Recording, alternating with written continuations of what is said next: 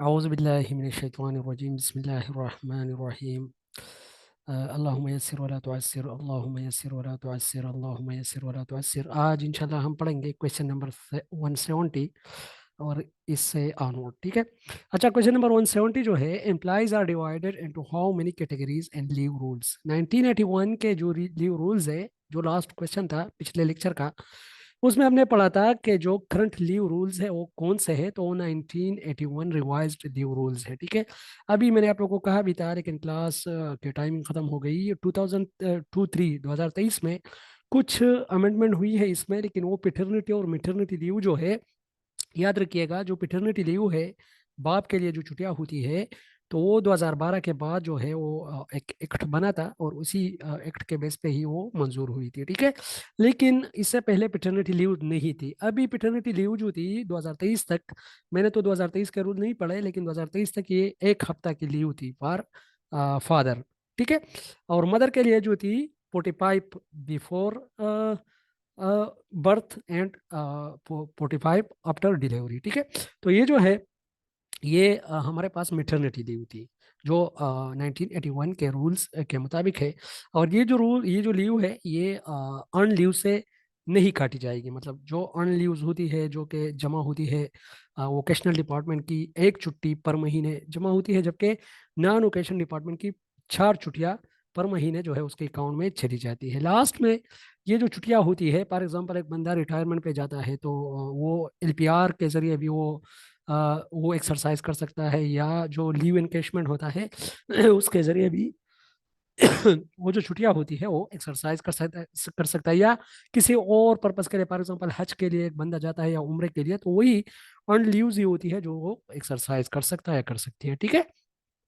तो employees are divided into vocation and non vocation department. Vocation और non vocation department में हम इसको डिवाइड करते हैं, जस्ट दो। एजुकेशन सर डिपार्ट सर जी। जी जी। ये मेटर्निटी जो लीव है ना, आपने इसको एक्सप्लेन नहीं किया कि मतलब अभी 2023 एक्ट के बाद बाप भी जो है ना वो भी लीव कर सकता है। अच्छा। तो कितने लीव कर सकते हैं? वो भी 90 डेज उनके लिए भी ये वेल करते हैं। नहीं, फादर के लिए तो 1 वीक लीव, 1 वीक है, लेकिन मेटर्निटी लीव के पता नहीं वो कौन से चेंजेस उसमें हो गए। वो मेरे साथ है, जो रिटर्न डॉक्यूमेंट में उसको पढ़ लूंगा। लेकिन मेरे ख्याल में कुछ नहीं होगी उसमें, क्योंकि ये जो रूल्स थे स्पेसिफिकली पंजाब के लिए बने थे, और हमारे सूबे ने नहीं बनाए थे। तो दैट्स वाई अगर हम देखें ना, ये जो END रूल्स है 2011 की, तो END रूल्स 2011 की है। ये खैबर पख्तूनख्वा के लिए है, लेकिन इसके अगेंस्ट अगर हम पंजाब की पढ़े तो वो पीड़ा है। ठीक है। तो पीड़ा एक्ट 2006 में वो आया था, लेकिन इन्होंने, चूंकि हमारा सूबा जो है एजुकेशन में थोड़ा स्लो है रूल रेगुलेशन बनाने में, और एजुकेट और वही चीज़ें फॉलो कर रहे हैं जो पंजाब और दूसरे सूबों में ही जो है उन्होंने बनाए हैं, जो पॉलिसीज रूल रेगुलेशन उन्होंने सेट किए हैं। चलो, मैं उनको स्टडी कर लूंगा। आप लोग भी स्टडी करते रहना कि अगर इसमें कोई अमेंडमेंट हुई है तो ग्रुप में शेयर करते रहना। ठीक है। लेकिन अभी तक 2023 तक पेटर्निटी लीव जो थी वो 7 डेज थी, जबकि मेटर्निटी लीव जो थी वो 90 डेज थी। मेटर्निटी लीव के लिए 45 days prior to delivery and 45 days after delivery. ठीक है। ये किसके लिए है?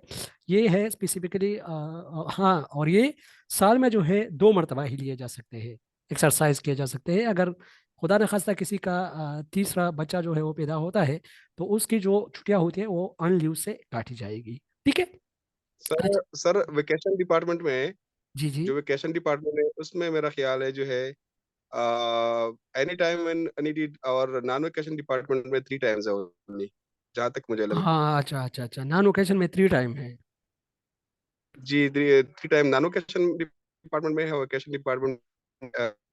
अच्छा, बेसिकली ये वोकेशन डिपार्टमेंट में छुट्टियां ज्यादा ज्यादा होती है, दैट्स वाई ना इन्होंने ये थोड़ी लिमिट जी की जी है। बिल्कुल सर। और एक और छुट्टियां है रिक्रिएशनल लीव। तो रिक्रिएशनल लीव जो है वो जस्ट वेकेशनल डिपार्टमेंट के लिए होती, नॉन वेकेशनल के लिए होती है, वेकेशनल के लिए नहीं होती। वो साल में 15 दिन की छुट्टियां जो है, 15 दिन बिल्कुल। हाँ, वो एक्सरसाइज कर सकता है रिक्रिएशन के लिए, क्योंकि उनकी जो ड्यूटी होती है, जॉब जो होता है, जॉब नेचर वो बहुत टफ होता है। दैट्स वाई उनको थोड़ा घूमने फिरने का जो है मौका मिल जाता है हम टीचर को तो इतना नहीं मिलता, या दूसरे डिपार्टमेंट को जो ओकेशन डिपार्टमेंट में है, ठीक है। लेकिन स्पेसिफिकली जो रूल्स है, ड्यू रूल्स, उनमें जो एम्प्लॉइज है उसको दो कैटेगरीज में डिवाइड किया गया है, एक है ओकेशन और एक है नॉन ओकेशन, अगर क्वेश्चन पूछा जाए, ठीक है। अच्छा, क्वेश्चन नंबर 171 है, what is supervision and what is its role, ठीक है। सुपरविजन है क्या? मैंने आप लोग को बताया था कि supervision is a professional support provided by a professional person. इसको हम सिंपली इस तरह डिफाइन कर सकते हैं, और हम इस तरह कह सकते हैं कि supervision is a process of oversee, direct, assist and guide a person और organisation to achieve, to check whether the organization or a person is working according to the set standard of the of the policies or not, ठीक है। तो यहाँ पर जो definition है इसका, बहुत ही सिंपल डिफिनेशन है, आप लोगों ने इसको थोड़ा इसकी चंकिंग करनी है, ग्रुपिंग करनी है वर्ड्स की, इसमें ऐसे इतना मुश्किल कोई चीज नहीं है।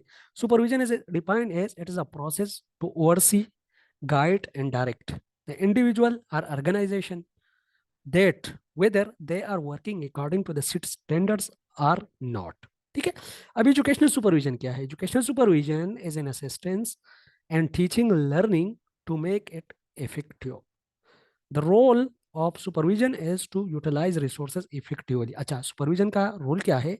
तो जो हमारे पास रिसोर्सेज होंगे उनको फुली और इफेक्टिवली यूटिलाइज करना, इफिशिएंटली यूटिलाइज करना, to check the correct team work, और जो डूइंग थिंग राइट, काम को ठीक करना, जो टीम वर्क होता है उसको करेक्ट करना, ठीक करना, to build a sense of cooperation, और कोऑपरेशन का एक सेंस डेवलप करना। सुपरविजन के और भी बहुत ज्यादा रोल हो सकते हैं। फॉर एग्जांपल, आप क्यों सुपरवाइज कर रहे हो किसी बंदे को? उसकी हेल्प करने के लिए, उसका जो स्किल्स है उसको इम्प्रूव करने के लिए, ठीक है, जो रिसोर्सेज है उसको फुली यूटिलाइज करने के लिए। अगर एजुकेशन का रोल, सुपरविजन का रोल एजुकेशन में पूछा जाए फिर तो इजी है, जो हमारी लर्निंग टीचिंग है इसी प्रोसेस को इफेक्टिव बनाने के लिए स्पेसिफिकली सुपरविजन किया जाता है। और स्कूल के अंदर सुपरविजन कौन करता है? मैनेजर करता है। मैनेजर कौन होता है? हेड ऑफ द स्कूल, चाहे हेडमास्टर है, चाहे प्रिंसिपल है, ठीक है, या चाहे सीनियर हेडमास्टर है। तो ये सारे जो है these are supervisor in the school, ठीक है। अच्छा, क्वेश्चन नंबर 172 है, how individual different from each other. तो एक इंडिविजुअल दूसरे इंडिविजुअल से डिफरेंट है, ठीक है। कौन कौन से फैक्टर है जो इसको डिफरेंट बनाता है? इन्वायरमेंटल भी है, हेरिडिटी भी है। दोनों फैक्टर जो है इन्वॉल्व है, एक इंडिविजुअल को दूसरे इंडिविजुअल से डिफरेंट करता है। Each individual is different from other individual in these veg, like physical differences है, एक बंदे की फिजिक और दूसरे की फिजिक में फर्क है, मेंटल डिफरेंसेस है, एटीट्यूड डिफरेंसेस है, इमोशनल डिफरेंसेस है, मोटर एबिलिटी डिफरेंसेस है, इंटरेस्ट डिफरेंसेस है। अच्छा, थर्मन जो था, Terman classified intelligence differences into 9 categories from dull to genius. ये तो पिछले लेक्चर में हमने जो डोमिनेंट चीजें थी वो हमने पढ़ी थी, कि जो हमारे पास 140 से अबाव है तो वो क्या है? वो जीनियस स्टूडेंट है, वो गिफ्टेड स्टूडेंट है। जो हमारे पास 110 टू 140 है तो ये बिलो अबाव एवरेज है, अबाव एवरेज। और जो 90 टू 110 है, this is come under the category of average, ठीक है। और जो 70 टू 90 है तो ये हमारे पास बिलो एवरेज। और जो 70 से नीचे है वो है डल। और सिराज भाई ने जो कहा था कि जो 25 टू 35, मेरे ख्याल में कि 20 टू 35 आपने कहा था, तो वो हमारे पास आता है मेंटली रिटार्डेड में। आपने कौन सा रेंज बताया था सिराज भाई? उसी टाइम आपकी डिस्टॉर्शन हो रही थी थोड़ी आवाज की।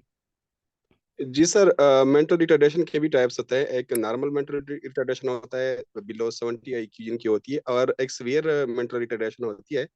उनका अच्छा, उनकी जो आईक्यू होती है उनका मैंने जिक्र किया था कि 20 टू 35 इसके बीच में जो है ना गैप है। बाज बुक्स में 20 टू 25 लिखा है, बाज में 25 टू 35 लिखा है, मतलब 20 टू 35। अच्छा, अच्छा, अच्छा। और ये जो है ये स्पेसिफिकली कैटेगराइजेशन है जो किसने की है? ये थर्मन ने की है, ठीक है। अच्छा, फिर जंग युंग, सॉरी, जंग नहीं, Jung divided differences into extrovert and introvert. ये पेपर में आया हुआ है कि ये एक्सट्रोवर्ट, इंट्रोवर्ट और एम्बीवर्ट है ये, सॉरी, ये एम्बिएंट नहीं है, एम्बोवर्ट है, एम्बीवर्ट है ये, ठीक है। तो ये तीनों जो है, ये कैटेगराइजेशन किसने की है? तो ये कार्ल यूंग ने की है। इसका पूरा नाम है कार्ल यूंग। इसको हमने थोड़ा पढ़ा भी था। एक्सट्रोवर्ट वो लोग होते हैं जो कि रिलेशनशिप बनाने में अच्छे होते हैं, जो कि टॉल्केटिव होते हैं, जो कि सेंस ऑफ ह्यूमर रखते हैं, और जो बातें ज़्यादा करते हैं, जो रिलेशनशिप ज़्यादा बनाते हैं, दिस एक्सट्रोवर्ट। ठीक है, सोशल होते हैं। इंट्रोवर्ट वो लोग होते हैं जो साइलेंट होते हैं, जो चीज़ों को शेयर नहीं करते, जो बातों को दिल पे लेते हैं, और जो सोशल नहीं होते, फ्रेंड सर्कल में वो नहीं रहते, वो रहना पसंद नहीं करते। और एम्बीवर्ट जो है वो इन दोनों के बिटवीन जो है वो एम्बीवर्ट है। ठीक है।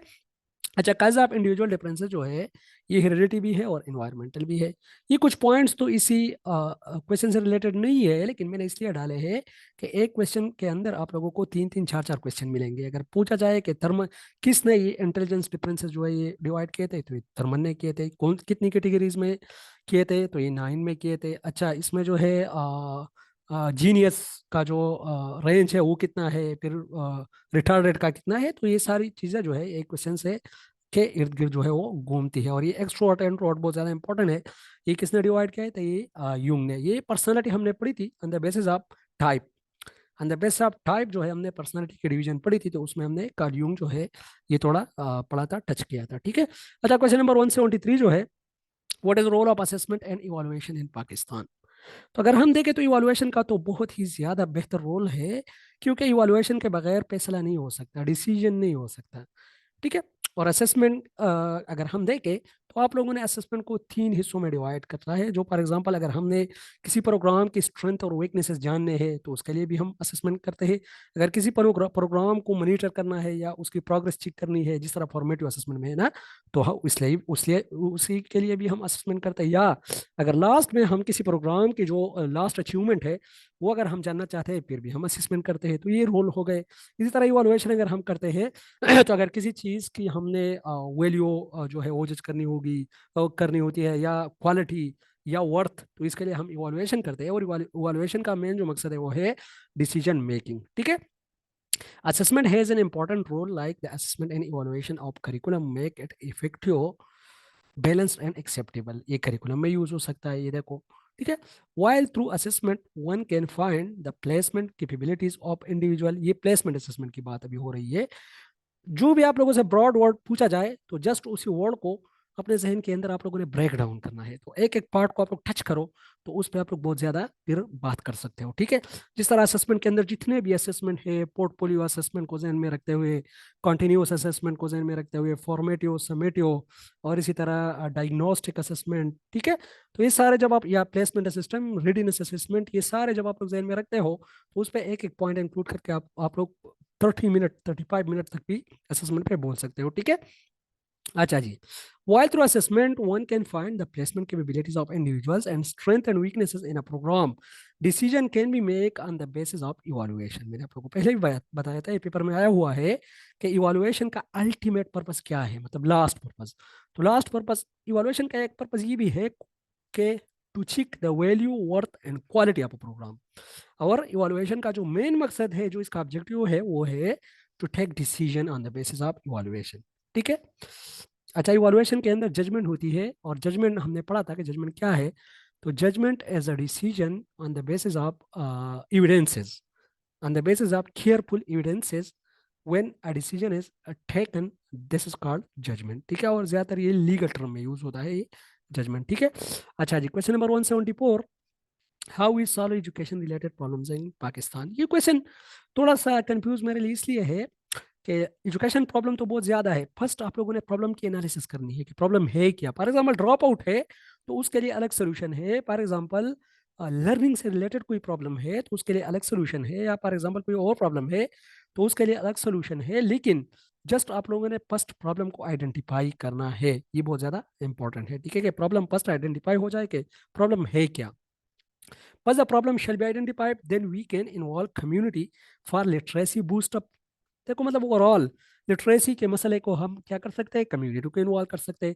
रिड्यूस ड्रॉप आउट, हम ड्रॉप आउट को रिड्यूस कर सकते हैं अगर कम्युनिटी को इन्वॉल्व कर लें। इंक्रीज एनरोलमेंट कर सकते हैं।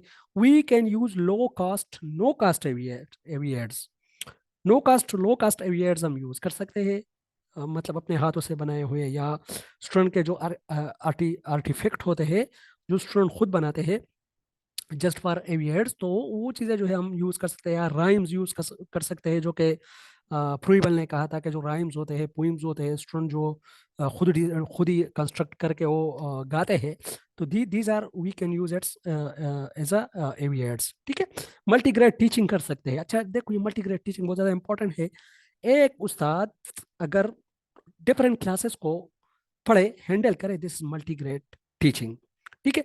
तो हम मल्टीग्रेड टीचिंग कहाँ करेंगे? वहाँ करेंगे जहाँ पर उस्तादों की कमी हो, जहाँ पर टीचिंग स्टाफ की कमी हो। तो multigrade teaching can be used where there is deficiencies of teachers involving non government organisation for fund issues. ठीक है, इसको हम इस तरह कह सकते हैं। ठीक है। अच्छा जी, what are aspects of development? Development के एस्पेक्ट्स क्या है? तो ये क्वेश्चन मेरे ख्याल में मैंने हाईलाइट नहीं किया है, लेकिन एस्पेक्ट्स ऑफ डेवलपमेंट जो है वो भी physical development, social development, emotional development, cognitive development, mental development, ये सारे जितने भी है, these are the aspects of development. ये आते हैं डेवलपमेंट के एस्पेक्ट में। Again I am repeating, physical development, social development, cognitive development, emotional development, intelligent development. तो ये सारे हमारे पास आते हैं एस्पेक्ट्स ऑफ डेवलपमेंट में, या पर्सपेक्टिव ऑफ डेवलपमेंट भी हम इसको कह सकते हैं। अच्छा, एक क्लास मुझे याद आया, किसी ने मुझे मिक्स टेक्स्ट भी किया था कि सर काइंडली एक क्लास, अगर बीएड के जो कोर्सेज है, जो उसका टाइटल है, उस पर भी अगर हमें क्लास जो है वो ले ले, तो ठीक है, उसको भी मैं, इस पर भी मैं सोच रहा हूँ, क्योंकि वो बहुत ज़्यादा इंपॉर्टेंट है। बीएड के जितने भी कोर्सेज के टाइटल है, तो वहाँ पर चूंकि जो इंटरव्यूअर होता है, तो ज़्यादातर वही चीज़ें पूछती है जो कि टाइटल में होते हैं, आपकी डिग्रीज में, आपके सर्टिफिकेट्स में। तो ठीक बात है, उस पर भी मैं इंशाल्लाह काम करूँगा। ऐसे उसमें उसमें इतनी ज़्यादा चीज़ें नहीं होगी, एक दो कोर्सेज इस तरह होंगे कि जो थोड़े कंफ्यूज होंगे, अदरवाइज उसमें तो ए सच असेसमेंट के बारे में पूछा जा सकता है, जो कि हमने ऑलरेडी पढ़ा है, या रिसर्च के बारे में पूछा जा सकता है, या कम्युनिटी के बारे में पूछा जा सकता है। तो यही सिंपल सिंपल चीज़ें हैं, और इंशाल्लाह उस पर मैं डेटा कलेक्ट करके एक लेक्चर आप लोग के लिए ऑर्गेनाइज कर लूंगा। ठीक है। अच्छा जी, question number 175, what is connecting classrooms?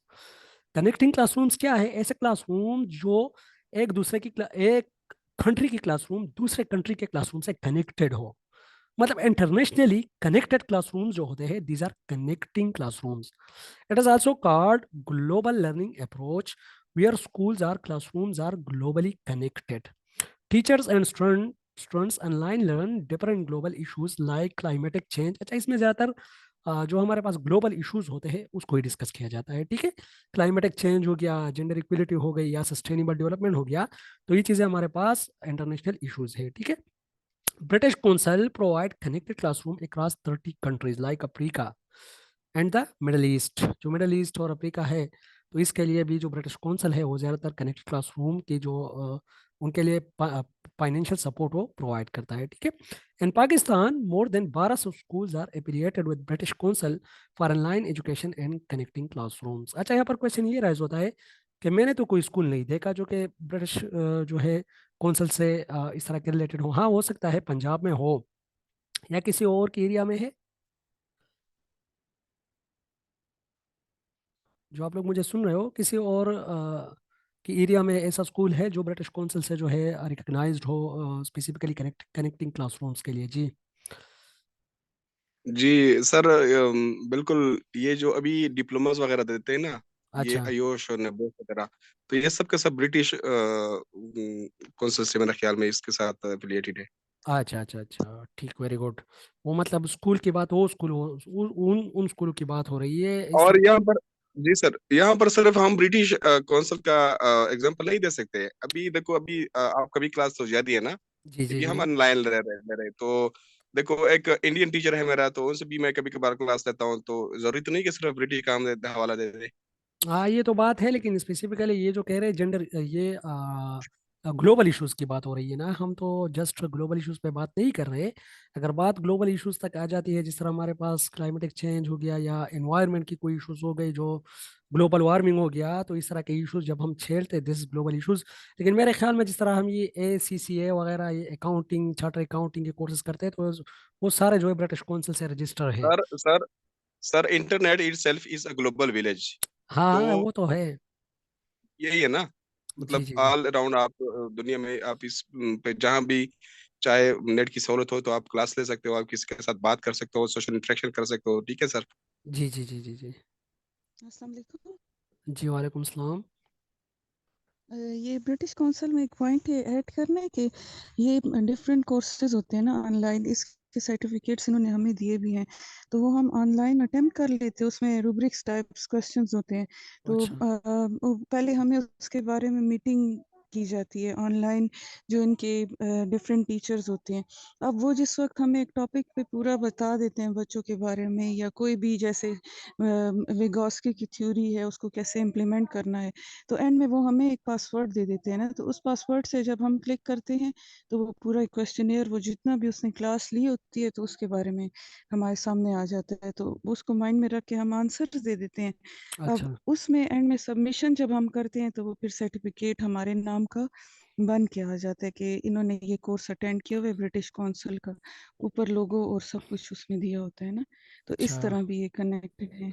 अच्छा। जी जी। Very good very good, very very valid point, क्योंकि आगे एक क्वेश्चन आ रहा है और आपने अभी सही एडवांस में उसका आंसर दे दिया। ई असेसमेंट, तो ई असेसमेंट भी यही चीज़ें हैं जो आपने बताया, कि हम जो है ऑन द स्पॉट जब हमारी जो टॉपिक ख़त्म होती है या एक प्रोग्राम ख़त्म होता है, तो एक क्वेश्चनियर आता है या क्वेश्चन आते हैं, हम उसको अटेम्प्ट करते हैं और लास्ट में हमें सर्टिफिकेट मिलता है। ठीक है। तो हाँ ठीक है, ई असेसमेंट एक चीज़ आ रहा है, उसको हम इंशाल्लाह पढ़ेंगे। और गुड पॉइंट, वैलिड पॉइंट। ठीक है। अच्छा जी। सर ये जो दो वेल नोन स्कूल है, बीकन और सिटी स्कूल, यहाँ की टीचर इसी प्रोसीजर के थ्रू अपॉइंट होती है। लाइक ब्रिटिश काउंसिल उनसे टेस्ट लेता है, फिर तब जाके होती है उनकी अपॉइंटमेंट। अच्छा अच्छा, वेरी गुड वेरी गुड। मतलब प्लेसमेंट असेसमेंट जो है वो करते हैं। जी एग्जैक्टली। अच्छा, वेरी गुड, ओके। अच्छा जी, क्वेश्चन नंबर 176 जो है, व्हाट इज इंक्लिश। अच्छा, आपने कौन से, एक तो बेकन हाउस स्कूल और दूसरा कौन सा था। City school sir. अच्छा, city. City school, very good, Beaconhouse and city. जी जी। कोई और कुछ कहना चाहता है, साबिर हुसैन साहब। सर मैंने तो अभी सर ओपन किया सर, यहाँ पर नेट का मसला था, अच्छा मुझे सर तो पता नहीं क्या। हाँ सर, अभी तो मैंने ओपन किया। अच्छा अच्छा, चलो और खैर है आप। सर ये जो जी। सिटी और बीकन में जो स्टूडेंट्स होते हैं, एडवांस और ऑर्डिनरी लेवल, जो ए और ओ लेवल जिसे कहा जाता है, अच्छा उनके पेपर्स भी इसी तरह ऑनलाइन भी होते हैं, और उधर से ही लाइक कैमरेज और वहां से ही आते हैं उनके पेपर्स। अच्छा, तो ये ये भी एक ए टाइप है। ए ए और ओ लेवल के बारे में थोड़ा बता दे, अगर आपको पता हो, एडवांस और जी ऑर्डिनरी सर, लेवल जो है। ऑर्डिनरी लेवल, ओ लेवल जो है वो ऑर्डिनरी लेवल है, और ए लेवल एडवांस लेवल है। तो जो 7 क्लास की बात करते हैं वो ऑर्डिनरी लेवल है, उसको ओ लेवल कहा जाता है। और जो एफएससी के इक्वालिटी में आता है लाइक इक्विवेलेंट, तो वो फिर एडवांस लेवल है। अच्छा अच्छा, ए लेवल जो है वो एपीएससी के बाद, और 7 के बाद जो होता है वो जी ओ लेवल है। जी जी, जो मैट्रिक ओके, तक लाइक इस एज के स्टूडेंट जो करते हैं वो ओ लेवल है, और जो आगे एडवांस लेवल का है तो वो ए लेवल है। Very good very good very good. अच्छा ठीक है, ये चीज़ें अक्सर लिखी हुई होती है, दैट्स वाई इन चीज़ों को आप लोगों ने अंडरस्टैंड करना है। Okay, thank you. अच्छा, साबिर हुसैन साहब अपना माइक ऑफ कीजिएगा। जी सर, मैं तो हाँ, माइक ऑफ कीजिएगा एक प्लीज़, मिनट। आवाज़ आ रही है।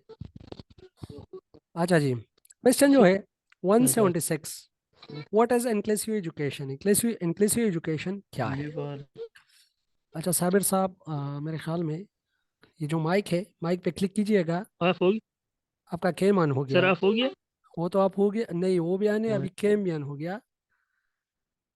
कैम भी ऑफ कर लो, और ये जो आपका माइक है ये भी बंद कर लो। ठीक है। नीचे जो टैब्स दिया दिया हुआ है नीचे, स्क्रॉल डाउन कर ले इसको। नीचे जो टैब्स है, अगर आप मोबाइल से कनेक्टेड हो तो आपने उसको प्रेस करना। हाँ, कैम अच्छा अभी भी ऑन है मेरे ख्याल में, चलो ट्राई कर लो आप। अच्छा जी, what is inclusive education. Inclusive education क्या है। तो इंक्लूसिव एजुकेशन जो है, जब एक क्लासरूम के अंदर, साबिर साहब अभी भी आपका कैमान है। अच्छा जी, व्हाट इज इंक्लूसिव एजुकेशन। तो इंक्लूसिव एजुकेशन जो है, जब एक क्लासरूम के अंदर डिफरेंट टाइप ऑफ स्टूडेंट जो है without any discrimination under the guidance of one teacher education जब हासिल कर रहे हो, साबिर हुसैन साहब, यहाँ से मैं कर लूँ। अच्छा जी, inclusive education mean education of children without any discrimination in the same classroom। सारे चिल्ड्रन विदाउट एनी डिस्क्रिमिनेशन एक क्लासरूम के अंदर, under the guidance of same teacher. ठीक है, एक टीचर होगा, एक क्लासरूम होगा, एक तरह का कोर्स होगा उसमें गोरे भी, काले भी, डिसेबल भी और सारे स्टूडेंट एक साथ में पढ़ेंगे। This is called inclusive education. Inclusive education is the objective of SDG goal 4 as well. ठीक है, ये बहुत ज़्यादा इंपॉर्टेंट है। एसडीजी गोल 4 का जो है ये एक ऑब्जेक्टिव भी है, एक एलिमेंट भी है। ठीक है। अच्छा, question number 177, what are NRT and CRT? Norm reference test and criterion reference test, ये पूछा गया है इसी हेडमास्टर के इंटरव्यू में। नॉर्म रेफरेंस टेस्ट, ये देखो, जिसमें नॉर्म्स होते हैं। क्राइटेरियन रेफरेंस टेस्ट जो होते हैं उसमें क्राइटेरिया होता है। ठीक है। तो नॉर्म रेफरेंस टेस्ट में एक बच्चे की अचीवमेंट दूसरे बच्चे से या ग्रुप से क्या किया जाता है, कंपेयर किया जाता है। जबकि क्राइटेरियन रेफरेंस टेस्ट में एक बच्चे की अचीवमेंट या किसी की अचीवमेंट को एक स्टैंडर्डाइज तरीके से जो है वो कंपेयर किया जाता है। जिस तरह हमारे होते हैं कि 33% पे पास है, तो दिस क्राइटेरियन रेफरेंस टेस्ट। ठीक है। या फॉर एग्जाम्पल अगर हम देखें कि एक बच्चे की जो मार्क्स है वो 82% है, तो इसका मतलब ये है कि वो एनआरटी में आता है। नॉर्म रेफरेंस टेस्ट में 82% मीन कि जो 81% है वो इससे नीचे है। मतलब 81%, 80%, 79%, अप टू 1%, ये जितने भी स्टूडेंट है ये इससे नीचे है, तो इट कम्स अंडर एनआरटी। और सीआरटी का मतलब यही है कि फॉर एग्जाम्पल पासिंग मार्क्स 40 है, तो दिस इज अ क्राइटेरिया जो कि ऑलरेडी सेट किया हुआ होता है। ठीक है। अच्छा, compare the individual performance with other individual या ग्रुप्स के साथ हम भी कर सकते हैं। This is NRT. Emphasises discrimination among individual, मतलब इंडिविजुअल के दरमियान यहाँ पर डिस्क्रिमिनेशन जो है उसको एम्फिसाइज किया जाता है। परसेंटाइल रैंक इज यूज, जिस तरह मैंने आप लोगों को कहा, परसेंटाइल रैंक क्या होता है? 82%, मेरे मार्क्स 82% है, दिस इज परसेंटाइल रैंक। कि मैं जान सकूं कि मेरे नीचे 81% स्टूडेंट है। ठीक है, this is percentile rank. Use to rank students achievement, student की जो अचीवमेंट है उसको रैंक किया जाता है कि ये जो स्टूडेंट है ये हमारे पास 10 नंबर पे आया है, ये 11 नंबर पे आया है, ये 12 नंबर पे आया है, तो इससे हम रैंकिंग कर सकते हैं। ठीक है। सीआरटी क्या है? Criterion reference test compare the student achievement with the set criteria, measure the performance outcomes, comparisons is made among groups. ठीक है। मतलब मुख्तलिफ ग्रुप्स होते हैं कि इस ग्रुप्स ने जो है 20% में कितने हैं, 40% में कितने हैं। ठीक है, लेकिन इसके लिए स्पेसिफिक क्राइटेरिया सेट करते हैं। परसेंटेज रैंक इज यूज, इसमें परसेंटेज रैंक यूज होता है और इसमें परसेंटाइल रैंक जो है वो यूज होता है। ठीक है। It tells about a student more और लेस वर्क नीडेड। ठीक है, मतलब ये स्टूडेंट को जस्ट ये बताता है कि आपने कितना काम करना है स्पेसिफिक क्राइटेरिया तक पहुंचने के लिए। अच्छा, what are aspects of development? अच्छा, ये क्वेश्चन यहाँ आ गया, ये उधर भी मिस हो गया था। फिजिकल डेवलपमेंट है, कॉग्निटिव डेवलपमेंट है, emotional, social, language and moral development, ये सारे जो है हमारे पास क्वेश्चन नंबर 178। अच्छा, question number 179, what is constructive approach? Constructive approach क्या है? कंस्ट्रक्टिव अप्रोच जो है इसमें स्टूडेंट खुद कंस्ट्रक्ट करते हैं अपने नॉलेज को। Learning is active process, active process वो होता है जिसमें स्टूडेंट एक्टिव होते हैं, टीचर पीछे होता है, स्टूडेंट खुद ही कंस्ट्रक्ट करते हैं अपने नॉलेज को। लर्निंग इज एक्टिव प्रोसेस, आप सेल्फ लीड, खुद ही लीड करते हैं जो लर्नर होता है। वो आइगास्के और जेरोम ब्रूनर जो है, दीज आर द एक्सपोनेंट, ये इसका एक्सपोनेंट है। Student make their own knowledge by himself and herself. ठीक है। क्वेश्चन नंबर 180 है, define learning according to cognitivist. Cognitivist क्या कहते हैं कि learning is a mental process. Learning क्या है? मेंटल प्रोसेस है, जो कि हमारे पास क्रिटिकल थिंकिंग है, जो हमारे पास रीजनिंग है, तो ये सारी चीजें क्या है? These are related to mental processes. तो ये हमारे पास लर्निंग है। Learning is a mental process of knowledge. Learning occur when there are changes in mental structures. पियाजे एंड ब्लूम आर एक्सपोनेंट, इसके जो एक्सपोनेंट है वो है पियाजे और ब्लूम। ठीक है। It focuses on skills and capabilities. It increases creativity and critical thinking. ठीक है। और ये स्किल्स और कैपेबिलिटीज जो कि इनका ताल्लुक दिमाग के साथ, मेंटल प्रोसेसेस के साथ है, that's why it's come under cognitive age. ठीक है। और इसके अंदर एक और भी है, एटकिंसन। एटकिंसन है कि एटकिंसन है, उसका नाम भी इसमें जिन्होंने इंफॉर्मेशन प्रोसेसिंग थ्योरी। जी,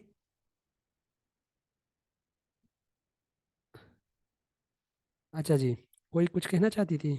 अटकिंसन है मेरे ख्याल में ना। उन्होंने इंफॉर्मेशन प्रोसेसिंग थ्योरी जो है उसका कॉन्सेप्ट दिया था। ठीक है, इनपुट, थ्रूपुट एंड आउटपुट।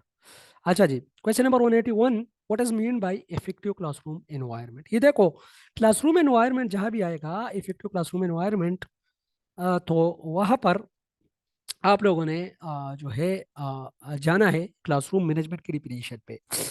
जो मैंने आप लोग को पढ़ाया था, एक वर्ड है, एक्रोनिम है एक्ट, एक्ट्स, ACTS। एक्ट का मतलब है एक्टिविटी, सी का मतलब है क्लाइमेट, टी का मतलब है टाइम, एंड एस का मतलब है स्पेस। तो फॉर एग्जांपल एक क्लासरूम के अंदर जो हमारे पास एक्टिविटी है वो भी वेल मैनेज्ड हो, तो वो क्लासरूम जो है वो इफेक्टिव होगा।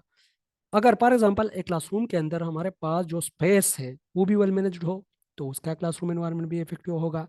अगर सिटिंग प्लेन उसका ठीक है, तो क्लासरूम भी जो है हमारे पास इन्वायरमेंट इफेक्टिव होगा। या अगर टाइम जो है वहाँ पर वेल मैनेज हो रहा है, स्टूडेंट तक टाइम, टीचर तक टाइम, जितनी भी उसमें है, ये सारे कैटेगरीज वेल मैनेज्ड है, तो this is effective classroom environment. ठीक है, इफेक्टिव क्लासरूम मैनेजमेंट और environment mean to manage time accordingly and efficiently. Then the second factor is to manage activities accordingly, yeah, according to the mental level of the top, to the mental level and topic. ठीक है, the third factor for effective classroom management is environment of the class. ठीक है, the class environment shall be conducive. Conducive मैंने आप लोग को बताया भी था, पूछा गया है इंटरव्यू में कि what is conducive learning or conducive environment. Conducive environment is a type of environment where all the necessities of learner are addressed. ठीक है, अच्छा जी, we are all the basic necessities of the standard address, ये इसकी definition है। ठीक है, conducive environment का। The fourth factor involve the space और sitting arrangement shall be according to the set standard, जो कि सिट स्टैंडर्ड है स्पेसिफिकली जो प्राइमरी के स्टूडेंट के लिए कितना है सिटिंग अरेंजमेंट, फिर मिडिल के लिए कितना है, फिर हायर सेकेंडरी के लिए ये प्रॉपर एक फिक्स फार्मूला जो है वो एग्जिस्ट है। वो इंशाल्लाह मैं आप लोग को आगे जो क्वेश्चन आ रहे हैं उसमें हम देखेंगे। अच्छा, question number 182, what is brainstorming. Brainstorming मैंने आप लोग को पढ़ाया था डिसीजन मेकिंग टेक्निक में, कि जो हम ग्रुप में डिसीजन लेते हैं तो उसमें हम ब्रेन स्टॉर्मिंग यूज करते हैं। तो ब्रेन स्टॉर्मिंग क्या होता है, सिंगल इशू होती है और सिंगल इशू पे अ ग्रुप ऑफ पीपल अपना व्यूज देते हैं, this brain storming. Brain storming is a process in which a group of people present a lot of view on a single issue. It's a teaching method, a tool of data collection and also a strategy for decision making. मैंने आप लोगों को पहले ही पढ़ाया था कि decision making का क्या है, एक स्ट्रेटेजी है और ये टीचिंग मेथड भी है। अच्छा, व्हाट इज ई असेसमेंट, ये तो पहले हमने कवर किया। जिस तरह एक हमारे फेलो ने बात की, मेरे ख्याल में सीमा समीन साहिबा थी, उन्होंने जिस तरह कहा कि होती है ऑनलाइन असेसमेंट। ठीक है, जो कि फॉर एग्जांपल ऑनलाइन कोर्सेज होते हैं तो उसकी असेसमेंट होती है फिर लास्ट में, और हमें एक टॉपिक वो हमें एक सर्टिफिकेट दिया जाता है। This is E assessment. E assessment is online using internet services, electronic portfolios, electronic marking and electronic certification. Electronic certification जो होती है, इलेक्ट्रॉनिक पोर्टफोलियोज और ये सारी चीज़ें ई असेसमेंट के अंदर ही आते हैं। ठीक है, what is roles of distance education. Distance education का रोल क्या है, तो अगर हम देखें इट इज़ फ्लेक्सिबल, फ्लेक्सिबिलिटी उसमें बहुत ज़्यादा है। ठीक है, आप अप कर सकते हो, ऑन कर सकते हो, स्पेसिफिकली जो हमारे पास वर्चुअल यूनिवर्सिटी जो प्रोवाइड करती है डिस्टेंस एजुकेशन, तो उसमें आप अपने तरीके से अपना जो है एग्जाम, अपने कोर्स, सारी चीज़ें आप खुद अपने लिए जो है एडजस्ट कर सकते हो। It can save time, it can be achieved by any one, mean special student. For example एक स्टूडेंट है वो नहीं जा सकता, घर से अटेम्प्ट कर सकता है। Provide chance for those who can not come to formal institution, जो परमानेंट इंस्टीट्यूशन को नहीं जा सकते तो उसके लिए भी एक चांस प्रोवाइड करता है। ठीक है, क्वेश्चन नंबर 185 की तरफ जाते हैं। What are the deficiencies in our examination system. हमारे एग्जामिनेशन सिस्टम में डिफिशिएंसीज क्या है, फर्स्ट जो मेन डिफिशिएंसी वो ये है कि ये जस्ट मेंटल लेवल तक लिमिटेड है। हाई ऑर्डर स्किल जो है ये मेजर नहीं करती। अफेक्टिव डोमेन और जो साइकोमोटर डोमेन है ये बिल्कुल उस तक पहुंचती ही नहीं, जस्ट रट्टा है, रट्टे को मारना है। ठीक है, और हम हमारी इम्प्लीमेंटेशन नहीं है, एप्लीकेशन लेवल जो है वो बिल्कुल है ही नहीं एग्जामिनेशन सिस्टम में। It only measure cognitive domain. Sir ji, इस तरह का क्वेश्चन लग, इसमें तो बाकी भी तो ना। अच्छा, मोस्टली इसमें ना, मोस्टली की मैं बात कर रहा हूँ, एज सच इतना उसमें अफेक्टिव डोमेन तो थोड़ा टच है, एग्जामिनेशन सिस्टम की बात हो रही है। अगर आप देखो तो जो उसमें ये अगर हम देखें तो जो हमारा एग्जामिनेशन सिस्टम है उसमें जो क्वेश्चन आते हैं तो क्या होता है, ज्यादातर रट्टे रटाए क्वेश्चन ही हमने लिखने होते हैं ना। बीए का देखो, हम्म आप अपने एमए का देखो, ठीक है। टीचिंग का मैं बात नहीं कर रहा, टीचिंग तो ठीक है, उसमें प्रैक्टिकल होते हैं, लेकिन एग्जामिनेशन सिस्टम में जो स्पेसिफिकली है वो मेंटल लेवल तक महदूद है। उसमें इस तरह की कोई चीज़ नहीं है कि यार अभी तो एसएलओस की बात हो रही है, तो एसएलओस थोड़े हमारे पास हाई ऑर्डर स्केल्स में आते हैं, लेकिन इससे पहले एसएलओ जो था इसका कंसेप्ट था ही नहीं।